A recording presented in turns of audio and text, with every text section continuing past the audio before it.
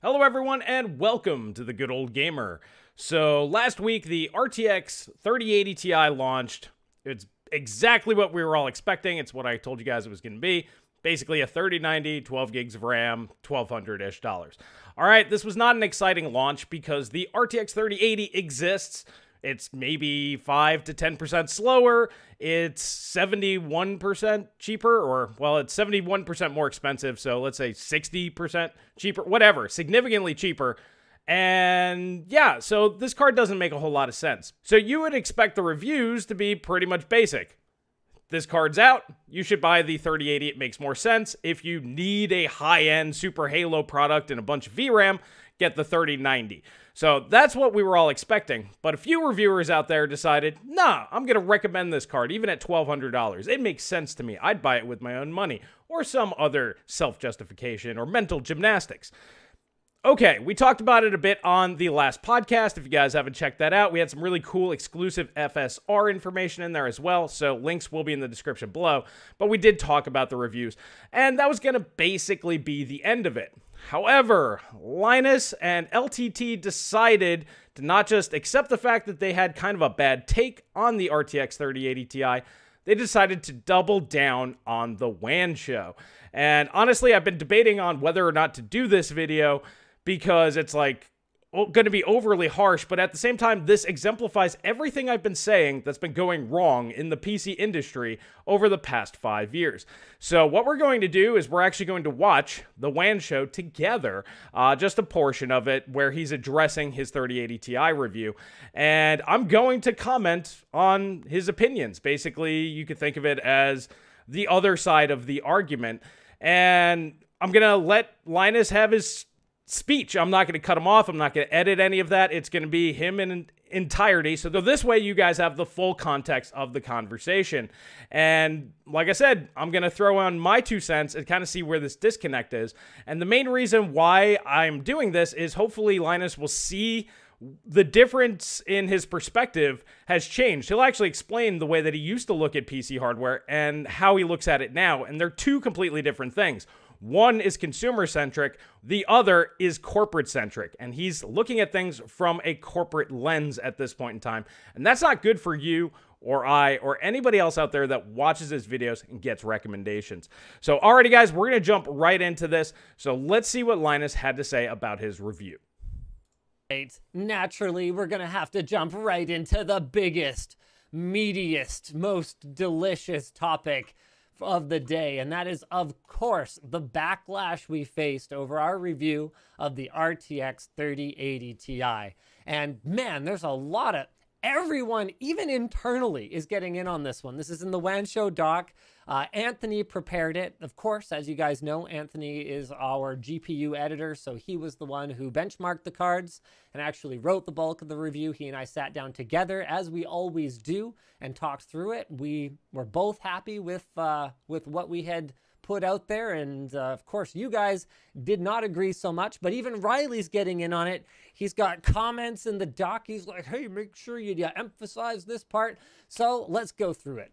Our review of the RTX 3080 Ti was largely positive based on our position for the card, which is that it's pretty much a cheaper version of the RTX 3090, which, if you guys remember, had an MSRP of $1,500 US.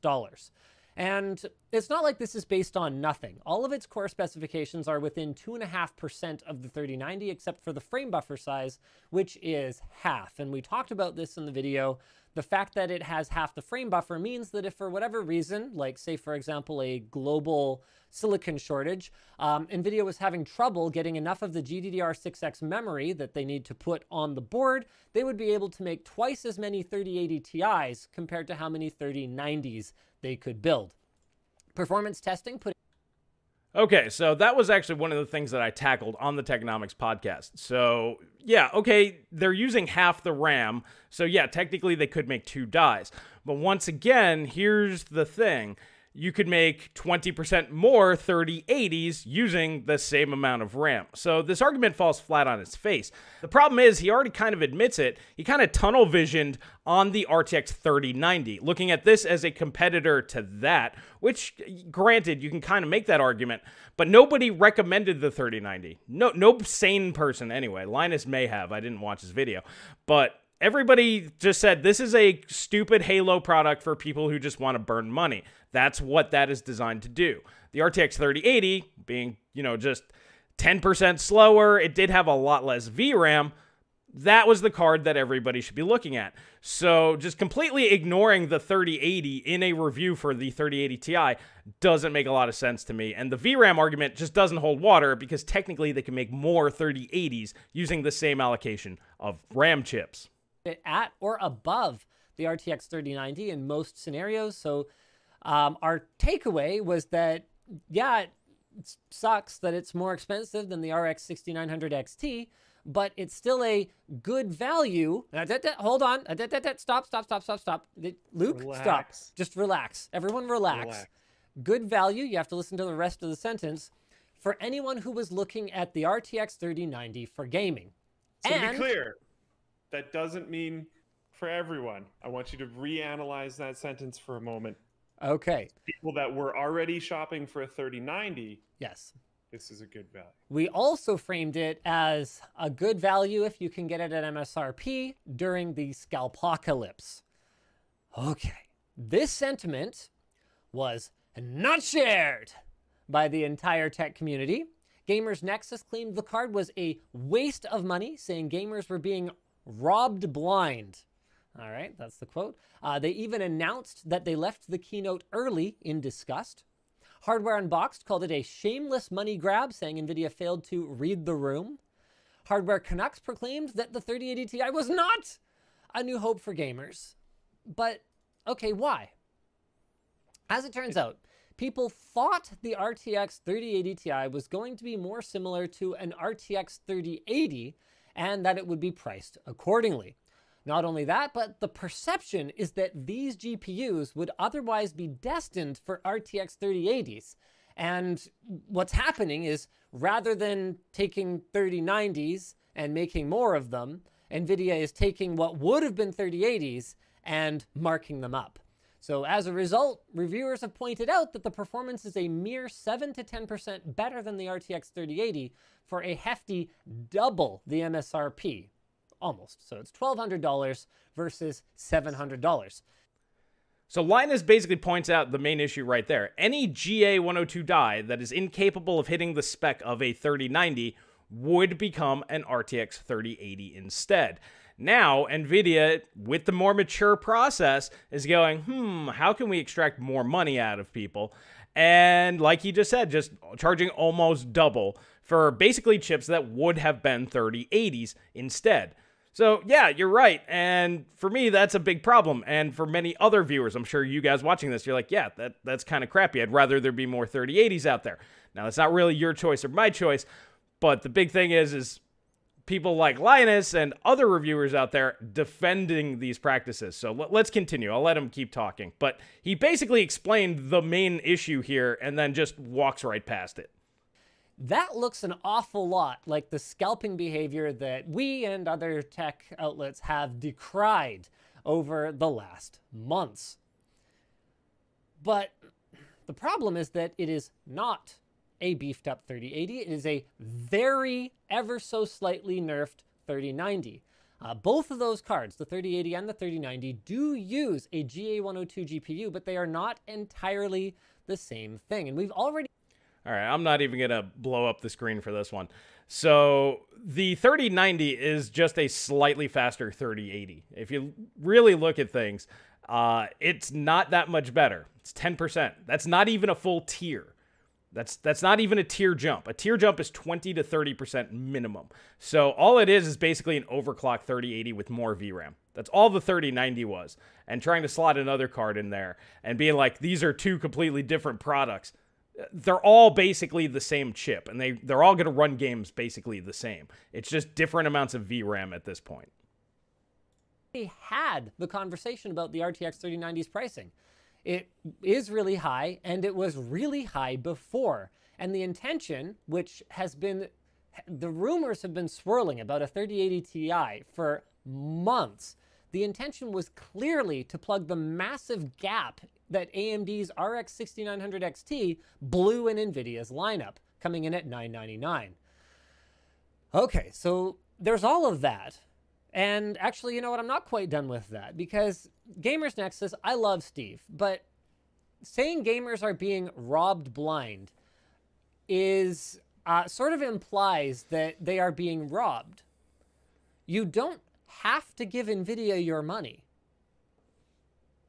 And in fact, if you are a price-sensitive buyer, I would go as far as to say that you should not be shopping for a top-tier, absolute, highest spec GPU, which to me, this is. It matches the performance of the 3090.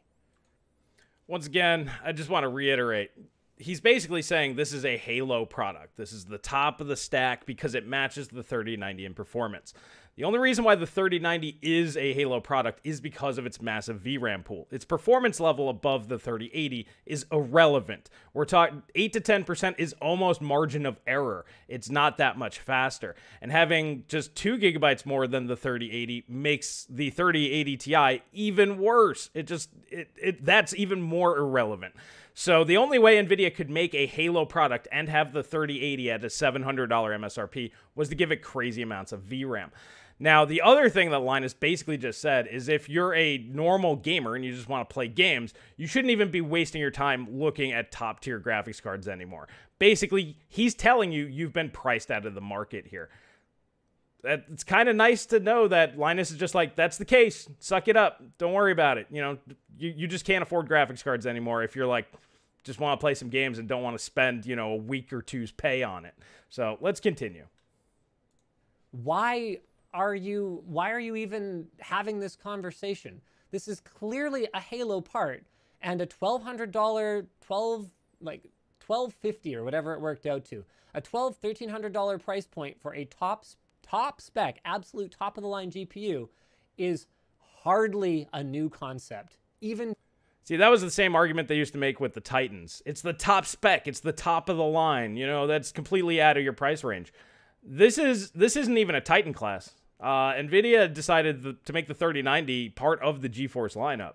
So that is the Halo product. This card has no business even being considered a Halo product.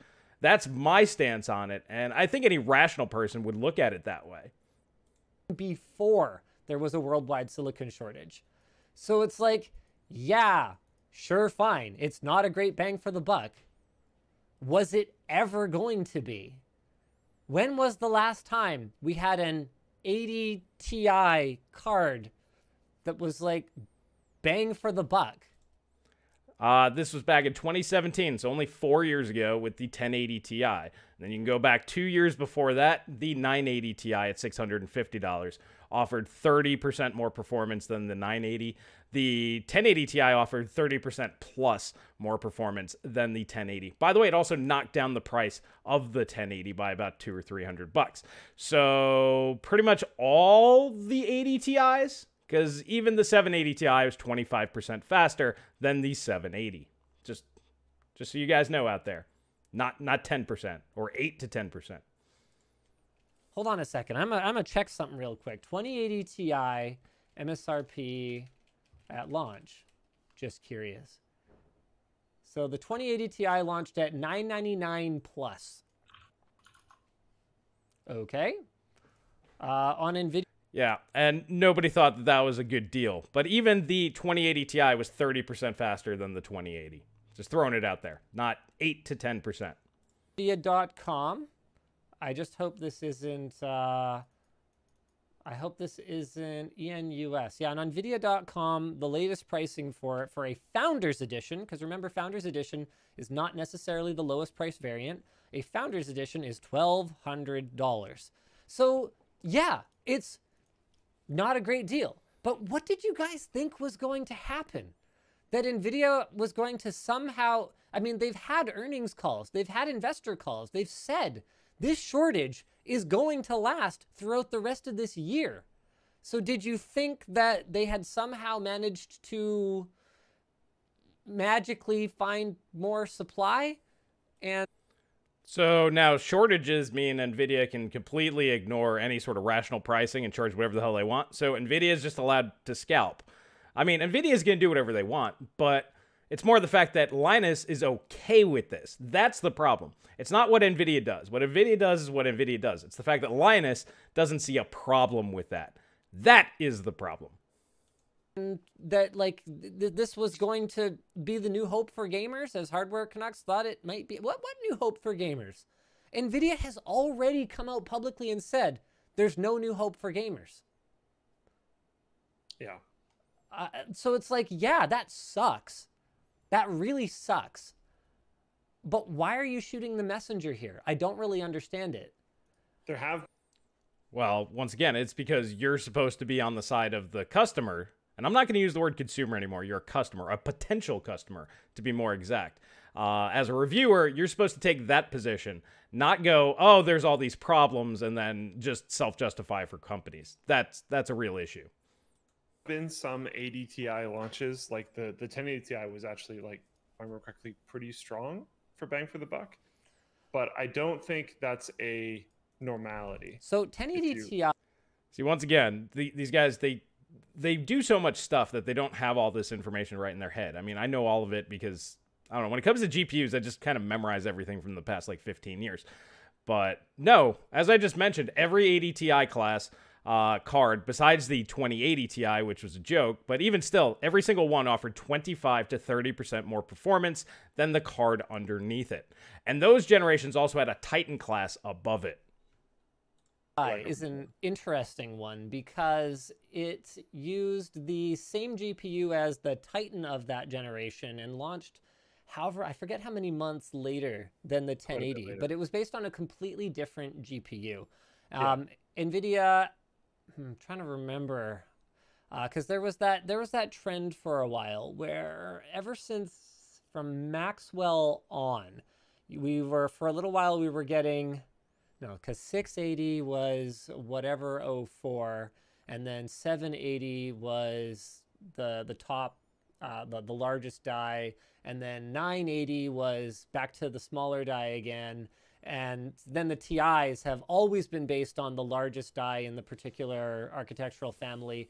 So you can kind of go back in NVIDIA's history and find examples to prove either point. What I'm trying to say is that this is not without precedent at all. So, and that's one area where I fundamentally disagree. Every 80 Ti class, 25 to 30% more performance than the 80 GPU. Like I said, you can look at every 80 Ti that there is. 780 Ti, 980 Ti, 1080 Ti, and 2080 Ti. 1080 Ti's MSRP at launch was actually $700, yes. And that was the top performance card at the time. Yep. So anyway, hold on. Let's keep like going. I was saying, it's not necessarily a normality. Just because there is one that you can point at doesn't necessarily mean that it happens all the time. I just pointed at all of them. So, okay. Moving on a little bit here to the concept of MSRP itself. What an MSRP is a manufacturer suggested retail price. And I don't expect our average viewer to have this context, but NVIDIA's manufacturer suggested retail prices are sort of a big load of bullshit. And there's a couple of reasons for that. So number one is that NVIDIA doesn't manufacture anything.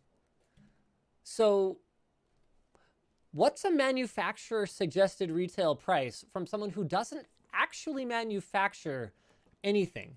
TSMC makes the dies. Micron or Samsung makes the DRAM, or whoever else. Someone like Foxconn is going to make the actual boards. I know Cooler Master is heavily involved in OEM manufacturing of things like coolers. In some cases, GPU coolers. NVIDIA actually manufactures nothing. They contract everything, which doesn't mean that they don't have great technology or that they don't have a role to play in the pricing of products based on their technology. But what it means is that they actually don't have to give a shit if any money gets made at MSRP. Because where Nvidia makes their money is in the sale of the GPUs, and I believe the memory is usually included as part of the package that Nvidia allocates. Okay, so we kind of got the gist of his argument here. Nvidia doesn't have to care about MSRP because they've already made their money. That's what Linus is trying to say here. That's not true. What an MSRP is, manufacturer's suggested retail price. It doesn't literally mean manufacturer. It means the producer of the overall product, whoever is actually making it.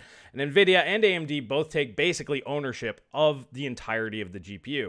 Otherwise, people could do some really crazy stuff, use different RAM, things that AMD and Nvidia don't want them to be able to do. So they are in control of the whole thing.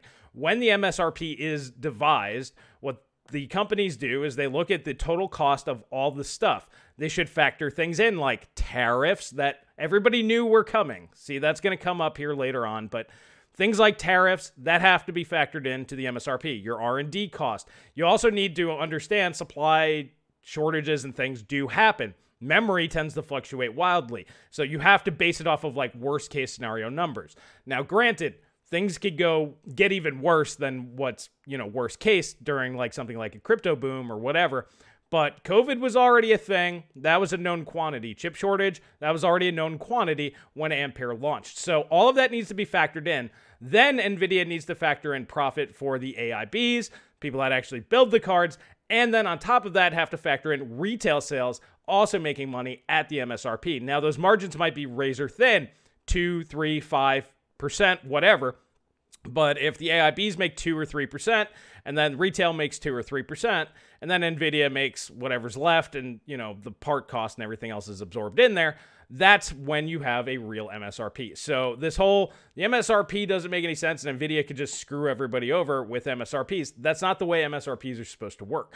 Now, if Nvidia decides to start doing that, where it's impossible for anybody to make any money actually making Nvidia cards at MSRP, well, it's their fault for making Nvidia cards. I mean, if a company's trying to screw you to the point where you can't actually make products at the price point that they said that they're supposed to be, perhaps you should go the way of XFX or some other company and just not make Nvidia graphics cards anymore. Or just don't make graphics cards at all if there's no money in it at the MSRP, because what that means is Nvidia is doing what Linus has said and just said, screw it, we're going to take all the margin for ourselves and we're not going to factor in any profit for you guys. Now that shouldn't be the case. That's not how businesses work. They're out to screw each other, but not completely screw each other, as one would say. As Linus just admitted, Nvidia needs these guys to actually build the cards and stuff, so they need them to work with them. So yeah, they might screw them down to like 2% margins, which isn't great.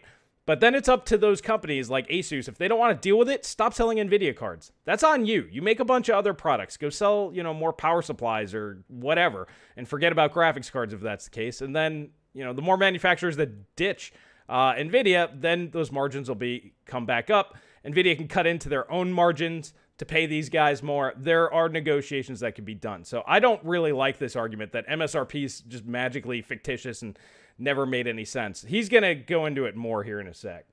To their various board partners. Nvidia makes their money at actually an earlier stage in the stream.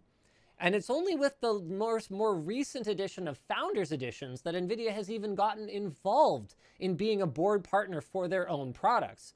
So Nvidia makes their money at this completely separate tier and leaves anywhere in the neighborhood of as low as, I've heard as low as like 1% profit for their board partners to hit MSRP.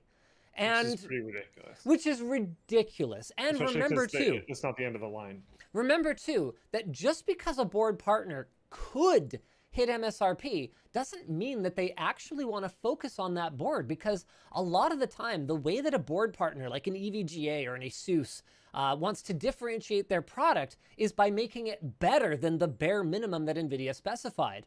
So what interest does an Nvidia... Just real quick, there really is no better. The GPU overclocking market, unless you're going to extreme overclocking, is dead. It doesn't matter. Putting bigger coolers on there might help out a little bit, but just using Founders Edition, which in my world, that's the reference design. Using reference design cards, there's almost no significant advantage to going with anything better, unless you're into extreme overclocking and that's your hobby. So there's no incentive, no reason for us as the potential customers to care about any of these higher tier cards. So they should really be focusing in on those Founder Edition cards or reference cards, because that's all anybody really needs anymore. A board partner have in shipping a product that they believe to be not up to the standard that gamers who are spending, let's say $1,000 or $1,200, it doesn't matter. Whatever the standard of build quality, a gamer who's paying that much would want to spend at no margin. What is in it for them? All they stand to do is make no money and potentially damage their brand. Great. I'm an EVGA. I'm super into that, right? Wrong, obviously. Absolutely. So that's why you often see the launch cards come in at MSRP, or at least reasonably close, and then unless there's a glut of supply and not enough demand, what you'll see is these super clocked or Strix or classified or you know, what's that, Aorus or whatever. Or the Wayne edition. Yeah, you'll see all these other variants pop up at anywhere from $50 to $100 to even like $200 over the MSRP. That's because Nvidia doesn't care about their partners making margin at MSRP. So MSRPs in the first place are... So basically, you just admitted all of those extra cards that you're spending extra money on are basically worthless to anybody except for the AIBs. Basically, they just want to make more profit. So that's why those things exist. But regardless, I mean, that's fine. There's no real issue with that. But like I said, I already debunked the whole MSRP isn't real thing.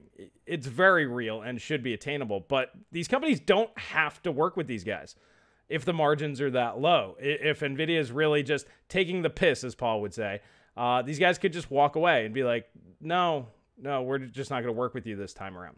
All these companies make a bunch of different products, so they don't need to work with Nvidia. So I just don't like this as an excuse here that companies need to make more money, so they're going to take it from you and ignore basically what things are supposed to be costing. And that's how reviewers review product, is based on the MSRP as well. So Linus is just saying it's okay for them to take the piss because they need to make money. No, as a reviewer, that's not okay. You should be fighting that every step of the way, in my opinion. Are kind of nonsense from Nvidia. Now,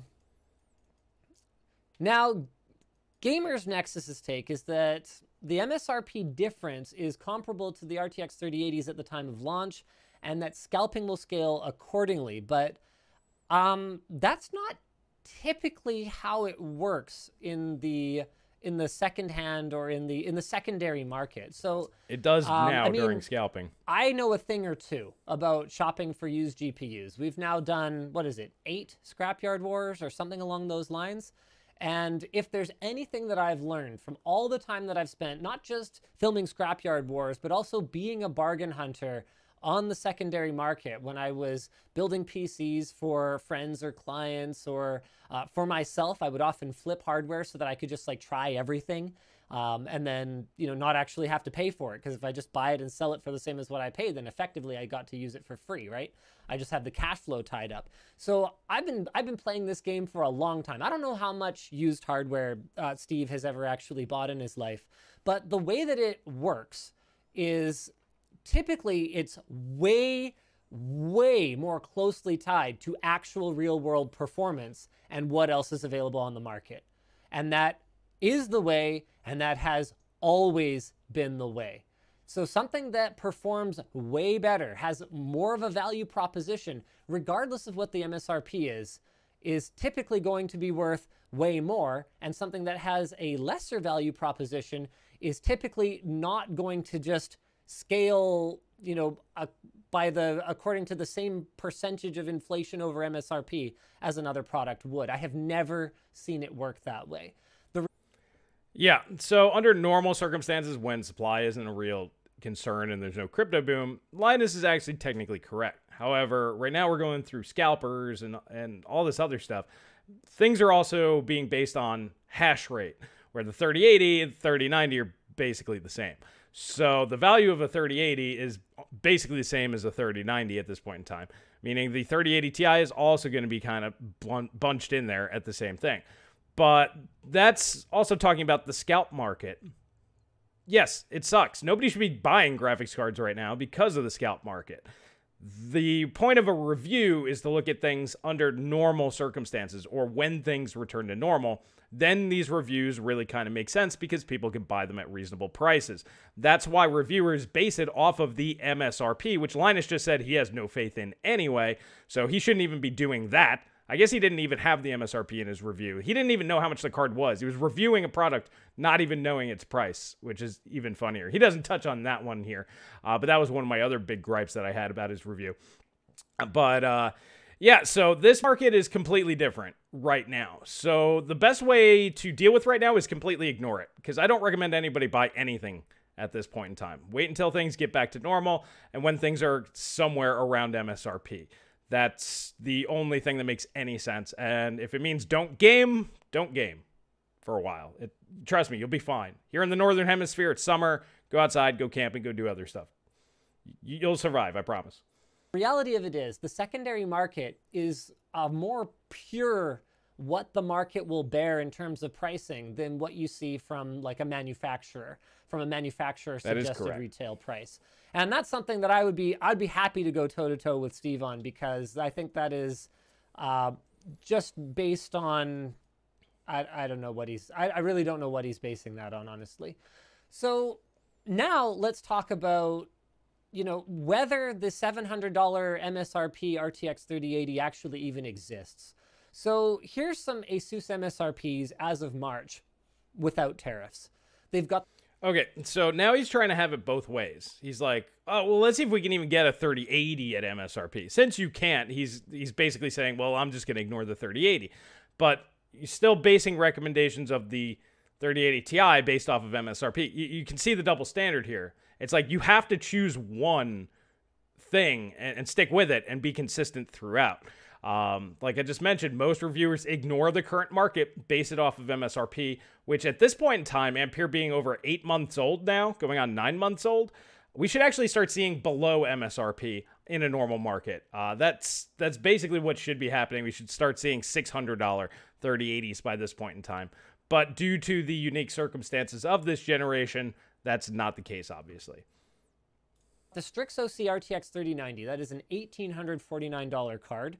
We've got their RX 6800 XT, that is $909. This is ASUS's MSRP. Remember, this is the actual manufacturer. We've got the StrixOC RTX 3080 at $899. And then we've got the ASUS Dual RTX 3070 at $649. That is $50 less than Nvidia's MSRP for the 3080. But remember that that is ASUS's low-end 3070. Then there's the tariffs. So anything being shipped to the US from China is subject to, oh, what is it again? I forget if it's 15%. I can't remember. We had to deal with this for a verified actual gamer program, but it's substantial. So corrected for tariffs, those MSRPs are now $2,200 for that StrixOC 3090. Over $1,000 for the 6800 XT. Nick just messaged. He says it's around 25%. Yeah. Over $1,000 for the RTX 3080 and $679 for the 3070. Now, something that is also really interesting that we learned from Verified Actual Gamer program is not every card coming into the US is subject to the tariffs. So EVGA, for example, was able to get way closer to the original MSRPs of the 3070s that we sold through Verified Actual Gamer program because those boards were manufactured in Taiwan. But here's a problem. Remember, you're Nvidia, right? Think about, put yourself in Nvidia's shoes. You have a lot more forces weighing on you than just what gamers would like a card to be priced at. Okay, so the potential customer of your biggest segment, NVIDIA makes most of their revenue from gaming products. According to Linus, it's like there are other things that are more important. No, to a company like NVIDIA, that is the most important part of their business, is the potential customers. And here's the thing. NVIDIA is no longer running the GPU show. We're going to have Intel showing up at some point. AMD is highly competitive. And just being like, we're king shit right now will eventually blow up in their face as more competition enters into the market. And the only reason why more competition can enter the market is because they're doing the same thing. There are other factors that are more important than our potential customers that have been buying graphics cards from us and supplying us with the maximum amount of revenue for our business model. No company is that tone deaf, or I would hope not. Maybe Nvidia is that tone deaf, but why would you, as a reviewer who supposedly has the back of the potential customer, why are you siding with basically just greed? But let's see what these other forces are that make sense to Nvidia besides actually possibly selling product to the largest base that they have. Like something as simple as a capacitor could easily have gone up in price 200, 300, 400% because of the worldwide electronics supply situation that's going on right now. So you have pricing pressure on you. It's obvious that DRAM pricing pressure was a big part of the reason for the existence of the 3080 Ti. Like, once again, I call BS on that because you can just make more 3080s with the same amount of VRAM. Also, just like I mentioned with the AIBs not buying things at a highly overinflated price, if capacitors go up 400% and get to a price point that exceeds that maximum tolerance that you set at your MSRP, you simply stop producing. If you cannot make the product at the certain price point, or if you didn't secure deals with these companies to get enough product at the price points that you originally had planned, that's either poor planning by the company, the manufacturer, whether that's Nvidia, Asus, Gigabyte, whoever, or this is poor planning in the fact that you just didn't have a high enough bracket or margin of error on your pricing. So basically, none of this is the fault of the potential customer. This is always the fault of the company that is in charge of that. But yeah, so it's up to the potential customer to just start bearing the cost. That is the other option that you could go. But then you could also raise the MSRP and let people know, look, things have gone up, prices are now going up. Because reviewers are still going to use the official launch MSRP throughout the whole thing. This is where the disconnect kind of comes in here. But anyway, let's continue. There's a reason they cut it in half from the 3090 and kept everything else basically the same. So you could have pricing pressure on you. You could have pressure from your resellers, for example. They might say, hey, don't price these things too low because, let's say I'm a Micro Center, for example, and I'm looking at it going, why am I not able to take advantage of any of the margin that clearly the market will bear in these products? And Nvidia might. Okay, this is another really bad argument. This would be like if Best Buy said, yeah, we're going to start selling Xbox Series X's for like $800 and PlayStation 5s for $1,000 because the market will bear it. No, these MSRPs can be held by big tech companies. PlayStation and Microsoft are the best examples of this. You will never see at a retail store these overinflated prices because Sony and Microsoft will cut these people off in a heartbeat. And notice they have the same supply issues. They're buying CPUs, GPUs, they're buying all the same components, and yet they're still able to hold their MSRPs. Think about that for a second. So why are we defending all these other people? And even more interesting is why is somebody who is a reviewer that's supposed to be on the side of you, the potential customer, defending all these practices? That's the whole reason for my video. It's like, why? Why are we making all these excuses that have no real relevance to the potential customer? The potential customer just wants a product at a reasonable price. That's it. And they don't care how it's done. And they don't care if anybody actually makes margin. That's not the potential customer's problem. That's the companies behind the scenes problem to figure out. Might say, look, we're going to prioritize gamers over your concerns there. Forget it. You guys should be happy to have GPUs at all. And great, they can do that. But they also have other forces on them. Like, say, for example, their board partners. Let's say, for example, that I am I'm trying to think. Okay, let's say I'm Pallet. To my knowledge, Pallet manufactures all of their boards in China. So, oh wait, shoot, Pallet might be a bad example because I don't think they're in North America anymore. I know they were for a bit. I'm going to have to double check. I'm sorry, guys. Give me a second here. Pallet. They might have pulled out. Yeah, there's like one RTX 2060 dual or something like that. Whatever.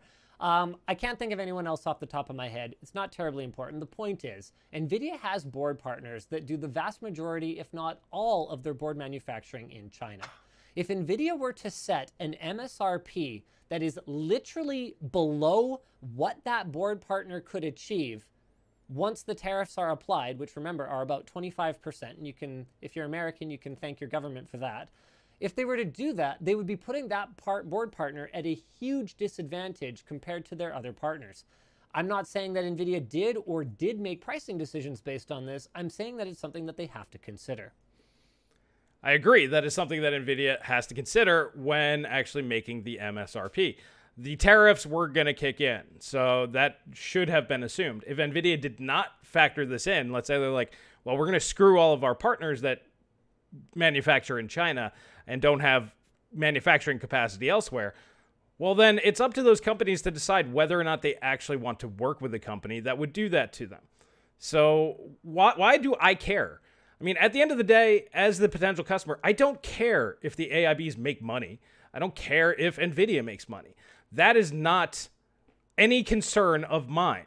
They could go out of business. Does not bother me at all. What I care about is getting maximum value for my dollar. And no matter how much money, how little, how expensive something is, you should always be looking to get maximum value out of your dollar. Not worrying about these companies. And if they can't figure out how to price things on their own side, that's their problem. That's not your problem. That's not my problem. That's not even Linus's problem. That's their problem. The big thing is Linus shouldn't be trying to justify these things, to us on behalf of these companies.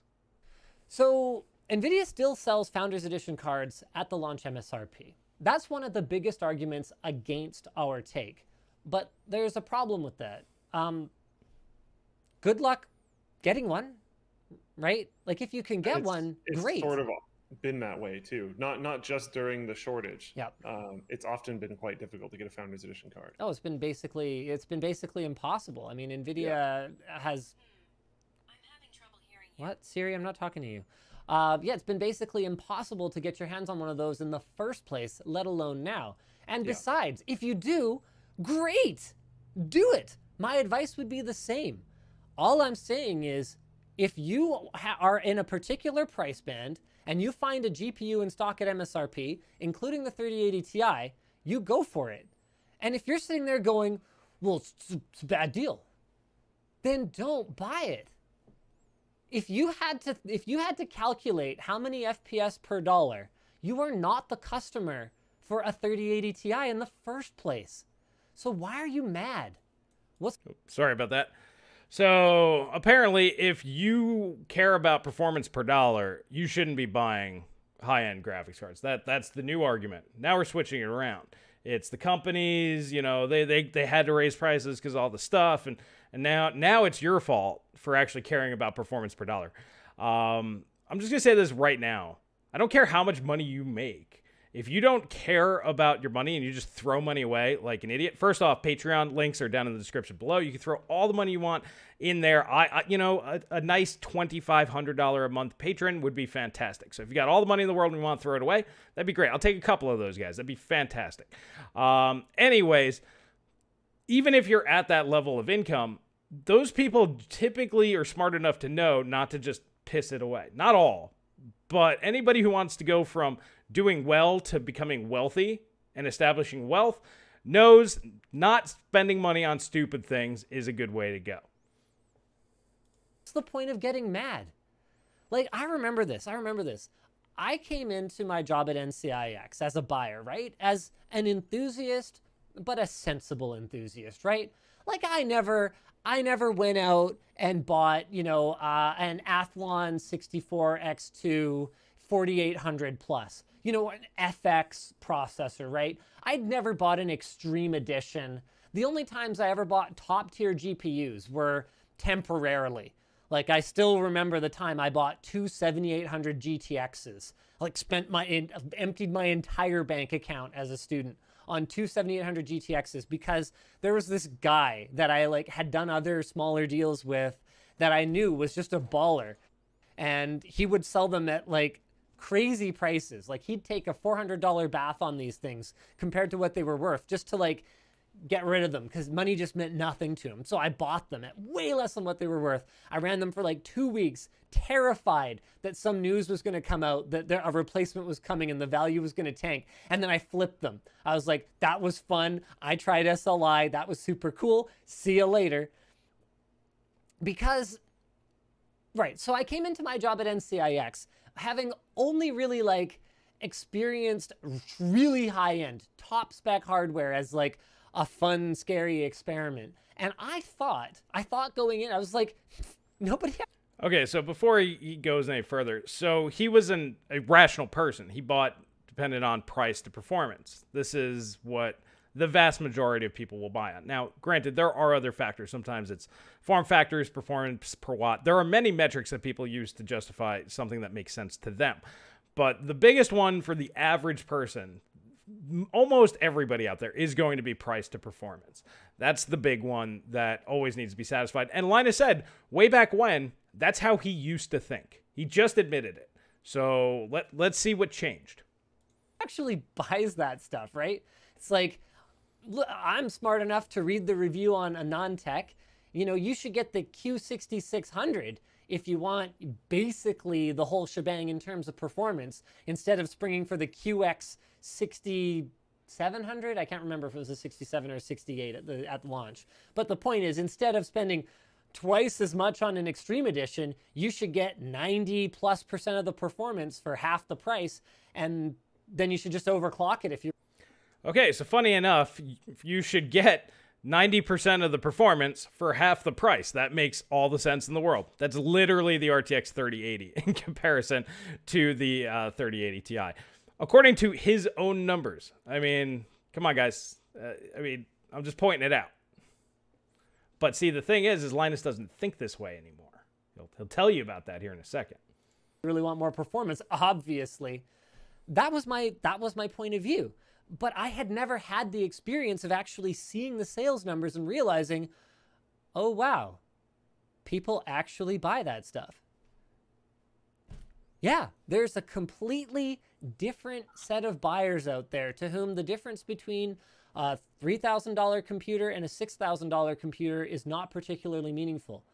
That's the customer that the 3080 Ti was created for. All right, so the new argument is there's so many people out there making so much money that they just don't care, and it's okay to just throw it away.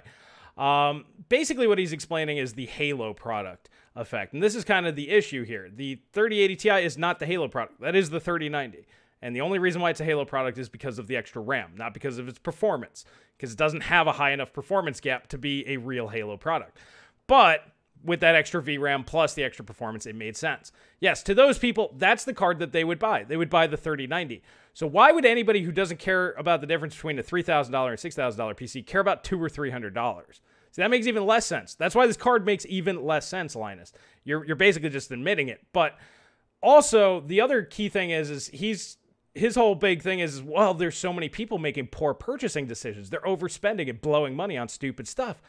As a reviewer, instead of him taking it upon himself, being the largest TechTube channel out there, not using that influence to maybe talk people off the ledge and being like, hey, maybe you should buy something more reasonable. Instead, he decided to cater to these people and not really worry so much about the money. So anybody that worries about money and looks at price to performance, you're now just basically a console peasant in Linus's eyes. That's essentially what happened. He went from a normal, rational thinking person, as he just explained, same as the vast majority of us, and then just said, nah, there's people just blowing money out there. Let's just cater to these people and defend companies.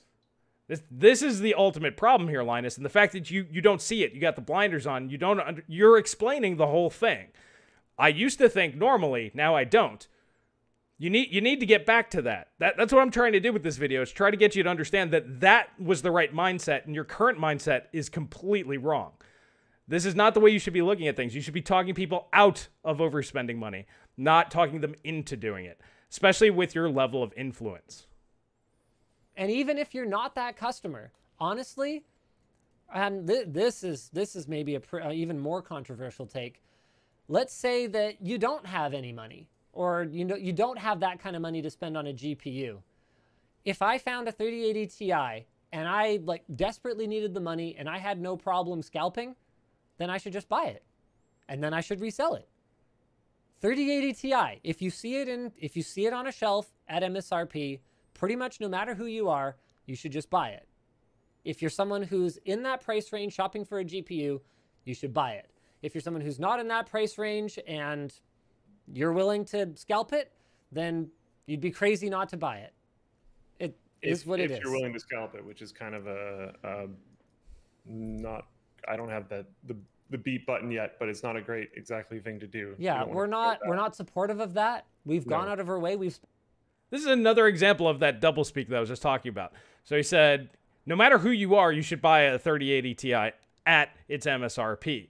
Because if you don't want a graphics card, even if you don't know what a graphics card is, maybe you don't even own a computer, you should still buy one and go scalp it and make profit. Now, I agree with Linus here. I'm going to take the controversial stance that, yes, you should be taking advantage of the situation. Everybody out there should be taking advantage of the situation out there. The problem here is that Linus then goes, we don't recommend scalp, we don't like scalping. It's like you just suggested that everybody scalp. Take your stance. I'm fine with taking advantage of miners and people just doing stupid things. The problem here is Linus recommends these products to people to actually buy, and then if they can't get them at MSRP, they will spend more money. So in essence, he's recommending for his viewership to be scalped and do the scalping. The big takeaway here is it seems like Linus wants to have his cake and eat it too. He has his own real opinion on things, but then he has to say something else for PR reasons or whatever. And that's what's killing him. Talking out of both sides of your mouth does not work, especially when people start paying attention and it starts becoming obvious. So I would say, Linus, just stick to your guns on something. If you don't care about the potential customers out there that you're making videos for, then stop making videos. Just don't do it. Don't tell people to do things that are bad. Find another career choice. Sell off LTT to somebody that actually does care, if that's the case.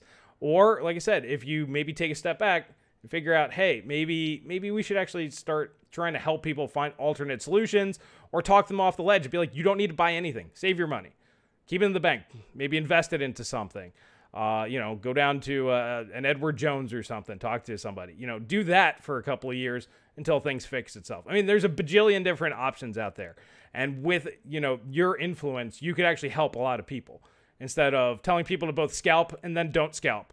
And then, buy a GPU at its MSRP that you yourself just said will never be possible. But then, recommend that product to your viewers. That's the real issue here. Watching it for the second time through, that it just really stands out to me this time around. Spent a lot of time and money. I mean, the Floatplane team has spent a lot of time, and I've spent a lot of money paying them to develop the Verified Actual Gamer program. Every single GPU that came into our hands from manufacturers went out at MSRP. In some cases, we were making as little as 3.5% profit. I don't care. It was about getting cards in the hands of gamers. And the Verified Actual Gamer program, even though we haven't done any drops, is still very much alive. So if manufacturers actually wanted these cards to go out at MSRP, we would be happy to enable it. I'm just saying, the take, you might not like it, but you also just might not be the customer for that product. And you hope this doesn't trickle down, because that argument is all good until like the next series of cards is scaled up above reasonable numbers because they're basing off of whatever. But that's not what we're seeing here technically. And I think there's a lot of evidence of that. Yeah, it's interesting. There are some people in research positions, people that need these cards genuinely for work, and that kind of sucks. But again, it's not really based. The pricing isn't really based off of the card that I think a lot of people are assuming it is. Okay, so right there, two little things. Basically, if this is out of your price tier, basically don't be poor is what they were saying. If you want to buy a Halo card, once again, that's the 3090. This card is not a Halo card. It's just a slightly overclocked 3080 with 2 gigabytes more VRAM for double the price, or MSRP at least. Luke has a pretty good bit here. If you need one of these for work, then the price doesn't really matter to you, because if it's going to make you that much more money, then, you know, $2,000-$3,000 is no different than like $400 or $500. That's not that big of a deal. So also, you know, you probably need like a Quadro card if you're doing it for any real professional work. So that to me doesn't really hold up. But yeah, for those people out there, if you're like, man, one of these cards would make me an extra $1,000 a week, well, then go spend $3,000 on the thing. For you, it makes sense because you'll make that back in no time. But that's a very small percentage of people. Because even for like video editing, the difference between like a 1660 and like a 3080, almost no difference. It's pretty, there's very few applications where you would need a higher end GPU. So there's a couple more things here. Riley has a really good note in that budget gamers frustrated by more freaking high-end cards are certainly justified in being frustrated. I mean, totally. It's very clear from the launch of, what is it? The RX 6600? What's the mobile? Yeah, the RX 6600 mobile that AMD just launched. It's clear that AMD had a mainstream GPU that was developed, and they just, you know, never released a desktop product based on it because... I like the deflection. It's like, okay, let's come up with an example that makes AMD look bad in the video where he's defending Nvidia the whole time. I just want to toss that out there. Instead of using an Nvidia example, he goes straight to an AMD example. But regardless, the Navi 23 chip, we know is a lot of those dies are going to Tesla. That Tesla bought up a ton of them to put them in their vehicles. So supply issues always been an issue there. And launching a product first on mobile isn't really that big of a deal, especially a low wattage chip, which the Navi 23 is. So why are we picking on AMD for just deciding to launch in the mobile market first and giving laptop gamers, you know, a better option? I'm okay with that as long as it eventually comes over to desktop. But I'm just kind of curious why this example comes to his mind instead of talking about NVIDIA. Because, you know, clearly if they have a limited amount of silicon, they were better off just producing their higher end products. Yeah, and I'm sure NVIDIA was ready to rock with replacements for the 1600 series and 1650 series the 1600 series as well. But I mean, at that point, yeah, you can be mad. But from a business standpoint, I also understand if you can't even meet the demand for your RTX 3090s, you know, why are you... Once again, you know, it's one of those legitimate gripe from the potential customer side. But then, yeah, I understand he's playing devil's advocate. But yes, playing devil's advocate gives you the full picture and lets you see kind of what's going on. But Linus, you need to take a firm stance with your viewership, with the potential customers. That's kind of the whole point here, is who cares about the companies? Who cares about their priorities? Who cares about their products? Who cares whether they're in business? Unless you're an investor or you actually work for them, nobody should care about these people. That's up to them. It's their job to care about themselves. It's up to your job to care about your viewership, and what your viewership should care about is themselves above all others. So it's essentially our job as YouTubers, TechTubers, whatever, to care about our viewership above all else. Why do you keep defending? You can play the devil's advocate game, but then stand with the actual customers. Why are you releasing more products? And that's something that we've said before. In this case, it's a product that seems to be designed to alleviate the supply issues as opposed to do anything else. So in terms of market positioning, the 3080 Ti is a less expensive 3090, and that makes it a great deal if you were a potential 3090 buyer. Or it's a significantly more expensive overclocked RTX 3080. I mean, he did mention before, it depends on how you look at it. But once again, the performance gap isn't there, and it doesn't have that much more VRAM. So it's not that big of an upgrade. But, and this is another Riley note, the question is who was asking for this? Yeah, that's a great question, and I can see why people are mad. But I'm also standing behind what we said. For that particular buyer, the fact that there's going to be more of them than there were 3090s, which will help you get your hands on that level of performance at hopefully a lower price at MSRP instead of from a scalper, is a good deal. So to be clear, I'm not saying Hardware Canucks was wrong. I'm not saying that Gamers Nexus was wrong. Actually, Gamers Nexus was wrong about one thing. The idea that scalper prices are just derived from MSRP and Linear, based yeah. on it. Yeah, it just doesn't work that way. But I'm not saying Gamers Nexus or Hardware Unboxed was wrong about it, you know, being a money grab or not being a good deal. Okay, so he just admits that he doesn't disagree that it's not a good deal and that it is a potential money grab. But he still recommends the thing and stands behind recommending it. And I don't think to put words in his mouth, which I could even be wrong about. I don't think he's saying you should be happy about it necessarily either. Me? It's just No, probably not at all. not for you. It's not for you. Yeah. And for the people that it's for, it's fine. There's been a really weird normalization. Like, I feel like...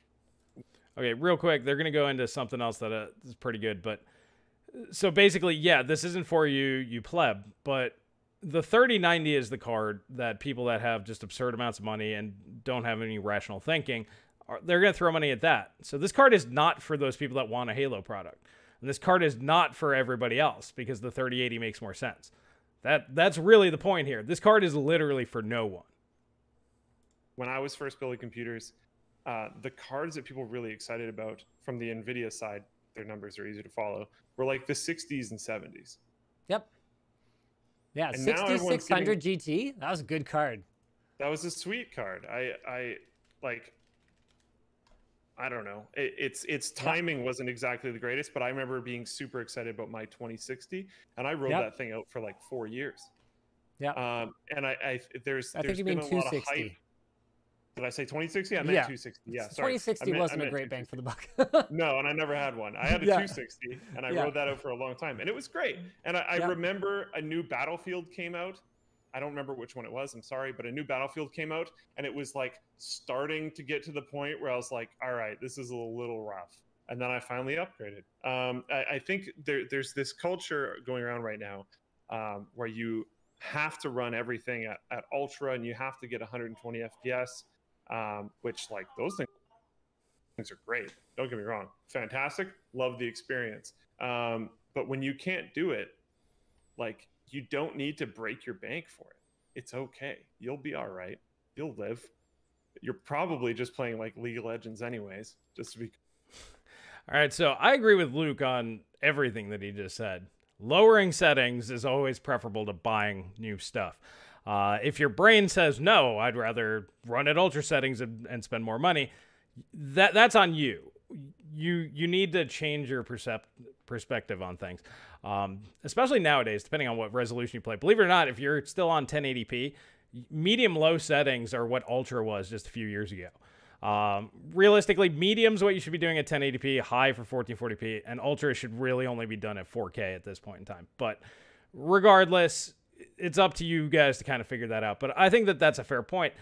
And my whole point is to LTT is that that's kind of more the mindset that they should be looking at, is maybe focusing more on that sort of aspect instead of pushing $1,000 graphics cards. Instead of buying an RTX 3080, maybe do a video RTX 1080 Ti, how to make it run all these games much better, or comparing a heavily optimized like settings version of a 1080 Ti versus the 3080 Ti. Be like, you can get most of the performance that you need out of this old card that you probably already have, because the 3080 Ti, I guess, would be targeted at the old 1080 Ti buyers. But remember, those were $700 buyers. So the 3080 Ti makes even less sense when you think about that, because the 3080 is really the card that kind of fulfills that need. So taking away chips from the 3080 is just harming everyone. But unfortunately, I'll keep circling back to that, because the 3080 I'm still a pretty decent fan of in terms of price and performance, but just not this new card. Completely honest. I don't know. You almost certainly don't need this. And if you do, yeah, it sucks that you're buying during a scalping pandemic silicon shortage mixture of horribleness. And that's about it. Jonathan in the YouTube chat says, this passive aggressiveness and grandstanding is so damn annoying sometimes. Everything you are accusing others of, you did or are doing now. I don't see, the thing is, I don't know how to respond to that.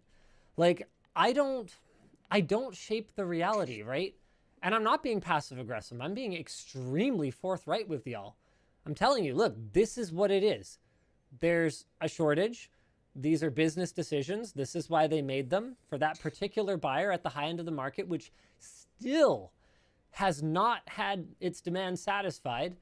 It's a good deal. For a value buyer. Okay, because of all these list of reasons companies are having problems. So in defense of company, and for this customer over here, this makes sense. It's a good value. But it doesn't. And that's the underlying point here is Linus is just so blind to this that there is no real customer for this. The super high-end enthusiast wants 3090s, and this is a waste of allocation because they can't get their 3090. And then for everybody else, these could have been 3080s, and that's the card that everybody wants. Yeah, it's a bad deal, but you weren't the customer. It's not a value card. It's not a value card. But it's not a Halo card And either. I mean, honestly, something that's been really frustrating for me as part of Verified Actual Gamer program is every single participant, okay, every single one of them, I have asked, hey, can we do something more mainstream? Can we do a 1650 or a 1660? Can we do something that's actually affordable?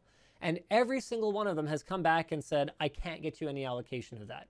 And you can absolutely be furious about it, 100%. It just has nothing to do with the 3080 Ti. Yeah. All right, I think it's probably time. All right, so I let that entire segment play out, and if you've made it this far, thank you.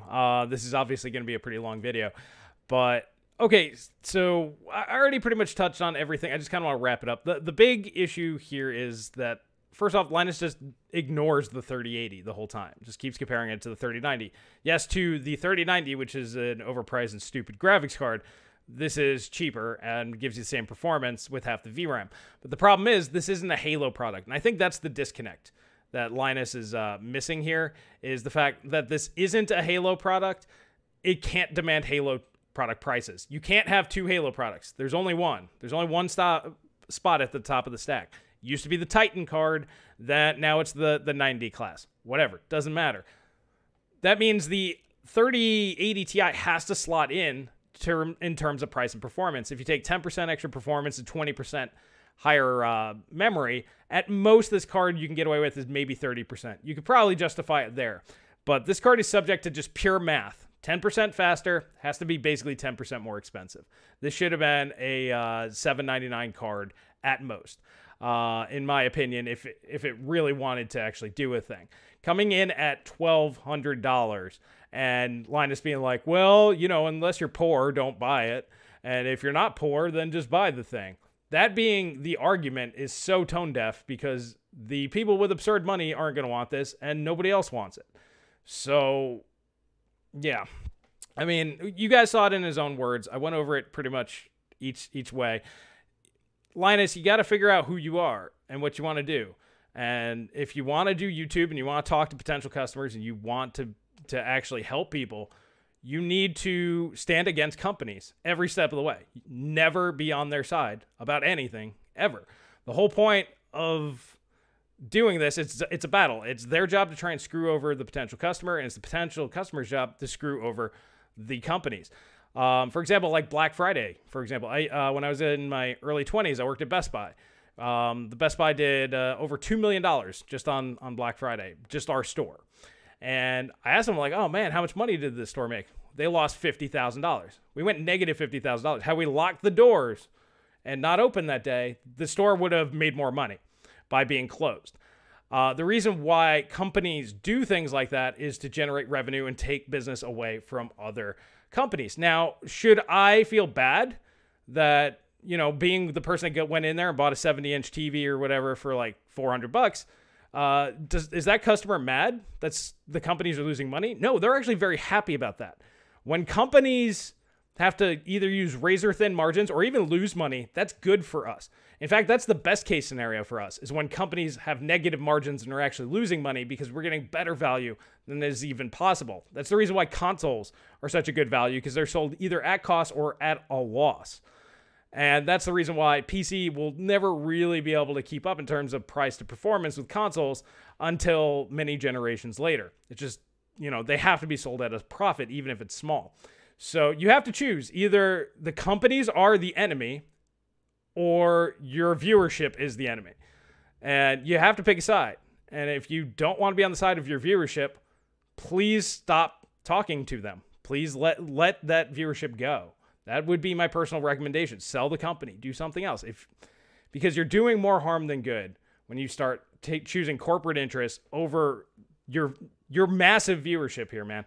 If you had like 10,000 subs or even sub $100,000 subscribers and your viewership was very small, it wouldn't really matter. But you're the biggest tech tuber out there. If you're not on the side of the customer above corporate interests, regardless of the reasons, you have to always choose their side over theirs. And like I said, you seem to want to have your cake and eat it too. I understand playing devil's advocate because that gives you the full picture. But at the end of the day, anything that does not help your viewers, the potential customers out there that are watching you and looking for your opinion, you need to just say, no, this is a bad product. I don't recommend it. And like I said, all of your viewership is either going to want a 3090 or a 3080. Nobody's really going to want this card. And realistically, they could make more 3080s with that same RAM allocation. So your arguments just fall flat, man. Just admit that this was not the best take in the world and just move on. And hopefully in the future, you'll look at things from a slightly different perspective and stop giving companies the benefit of the doubt. In fact, actively trying to push companies to do things against their interest because it's for your viewership's best interest. That is my recommendation. That's where I'm at on this whole thing. To me, it was very interesting to kind of see the dual nature that's going on inside of Linus's mind. And this is probably due to the fact that he does deal with companies a lot. He probably deals with companies a lot more than he does, you know, the average people. I'm not really sure how that would affect me personally. So I'm just hoping that this is kind of like a reality check, kind of snap him out of it and be like, yeah, all right, maybe I do need to pick a side. And really, my viewers are more important than the corporate backers. And like I said, if you choose the corporate backers, just stop calling them reviews, start calling them infomercials instead. And that's fine. Nobody would be upset if you're like, this is an infomercial. I'm going to pitch you this product. I don't really care if it's good or not.